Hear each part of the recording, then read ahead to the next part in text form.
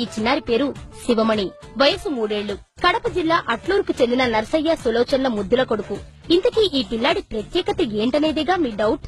అదేంటో చూడండి.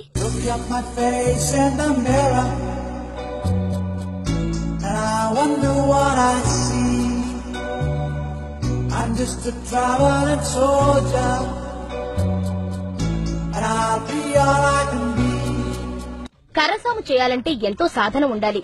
ఇక కర్రసాము ప్రాక్టీస్ చేసేప్పుడు ఏమాత్రం తేడాలొచ్చినా అంతే సంగతులు. పెద్దవారు సైతం కర్రసాము చేయడానికి వెనకాడుతుంటారు.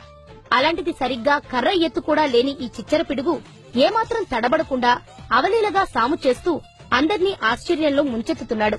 కేవలం ఒక్క చేతితోనే కాదు, 2 చేతుల్లో 2 కర్రలతో శివమణి చేసే విన్యాసాలను చూసి స్థానికులు అబ్బురు పడుతున్నారు.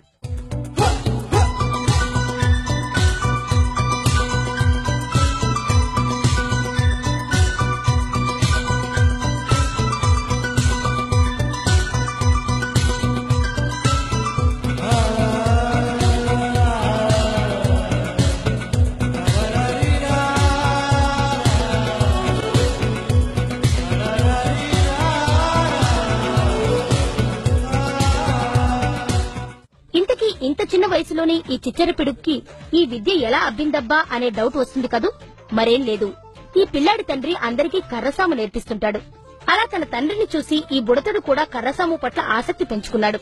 పెద్దగా శ్రమించకుండానే చిన్న వయసులోనే అందులోని మెళకువలన్నీ ఔపోసన పట్టాడే బుల్లి హీరో.